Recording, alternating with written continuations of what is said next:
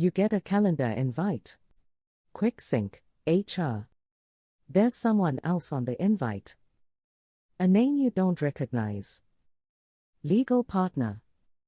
Your stomach drops. What did I do? What is this about? Should I be worried? Here's what's really happening. You're about to be interviewed in a corporate investigation. And what you say in the next 30 minutes could get you fired. Let me tell you exactly what to expect and how to protect yourself. A corporate investigation happens when someone files a complaint such as harassment, discrimination, retaliation, hostile work environment, or when the company discovers potential misconduct such as theft, fraud, policy violations, or when there's a whistleblower report regarding safety issues, illegal activity, or ethics violations. The company is legally required to investigate. And they're going to interview everyone involved, the person who made the complaint, otherwise known as the complainant, the person accused, referred to as the respondent, and any witnesses. You might be the person accused, a witness, or a bystander, meaning you were just in the room. Regardless of your role, this interview is high stakes. What you say will be documented, analyzed, and potentially used in legal proceedings. So you need to be strategic. Here's a difference between informal chat and formal investigation. Here's where companies play games. They'll say, "Hey, we just want to have a quick, informal chat about the situation." That's a lie. There is no such thing as an informal chat with HR and legal. Everything you say is being documented. Everything you say can be used against you. Even if they don't have a notepad, they're writing a memo the second you leave the room. Here's how to know if it's a formal investigation. HR and/or legal are present. You're asked to sign a confidentiality agreement. They're asking you specific questions about dates, times, and conversations. They're asking who else was there, or who else knows about this.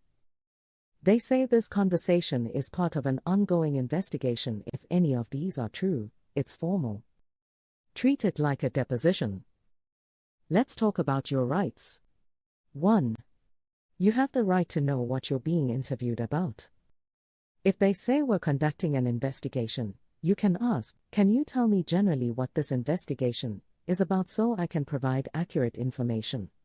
They might say, "We're investigating a complaint about general topic. We're looking into incident that occurred on X date."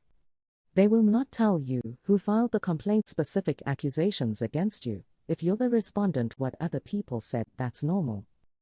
But you should at least know the topic. 2. You do not have a right to a lawyer in the room, in most cases. Shocking but true, unless you are in a union or have an employment contract that says otherwise, you do not have the right to have an attorney present during a corporate investigation interview. Why?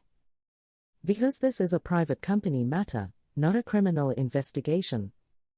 However, you can consult a lawyer before the meeting.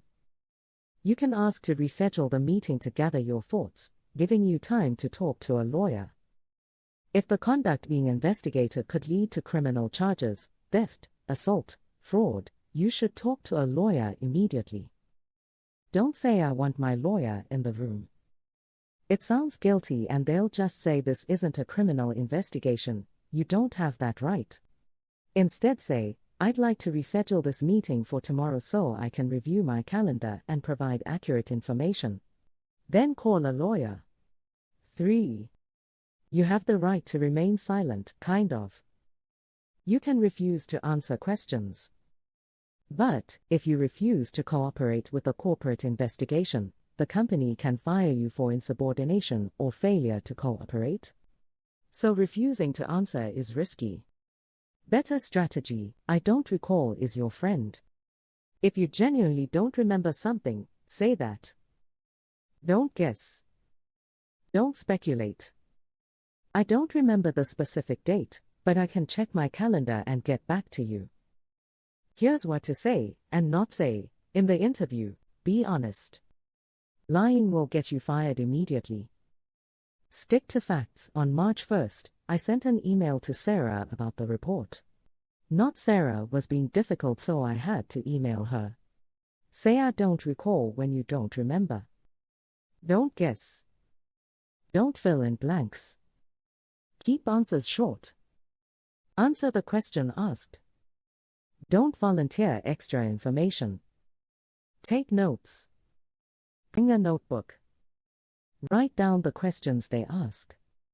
They're taking notes on you, you can take notes too. Ask for breaks. If you're overwhelmed, say, can we take a 5-minute break? I need a moment. Don't speculate. I think Sarah filed this complaint because. Stop. You don't know that. Don't badmouth anyone. Stay neutral. Sarah and I had different working styles, not Sarah is crazy. Don't admit fault prematurely. If they ask, did you do X? And you're not sure if X is even wrong, don't say yes, but ask, can you clarify what you mean by X? Don't sign anything without reading it carefully. They may ask you to sign a statement summary. Read it. If it's inaccurate, say, this doesn't fully capture what I said. I'd like to revise it. Don't get emotional. I know it's hard.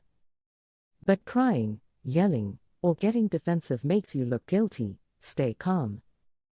After they interview everyone, here's what happens. 1. HR writes a report. They determine, did the alleged misconduct occur? If yes, who's at fault? What disciplinary action is appropriate? 2. They decide on consequences. Here are possible outcomes. No action, investigation inconclusive, or no policy violation found. Coaching/warning, we found minor issues, here's a verbal warning. Formal discipline, written warning, suspension, demotion. Termination, you're fired. Policy changes, we're changing our policies to prevent this in the future. 3. They notify the parties. You'll get called back in and told the outcome.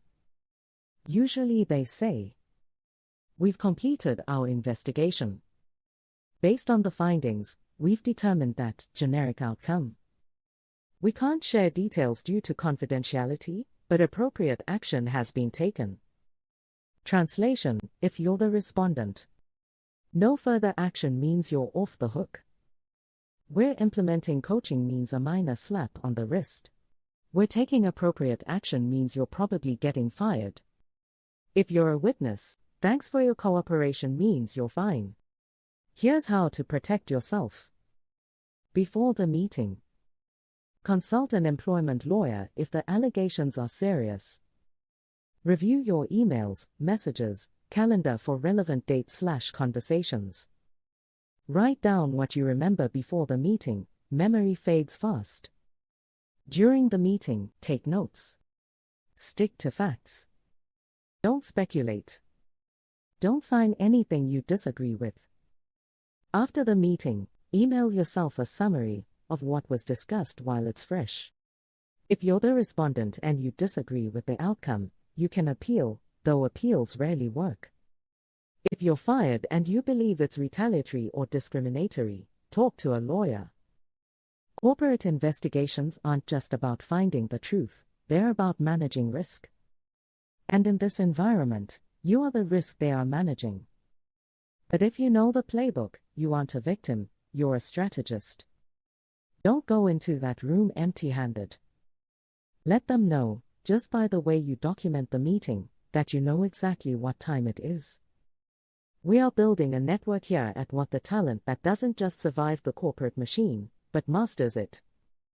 If you've ever been the witness or the respondent and felt the pressure to fold, drop a comment below. Your experience is someone else's survival guide. We're decoding the room together. And if you think a quick sync with HR is scary, wait until you see how they're using algorithms to do the dirty work for them. Next, we're diving into how AI is quietly firing people, and how to stay off the layoff list. I'll see you in the next one.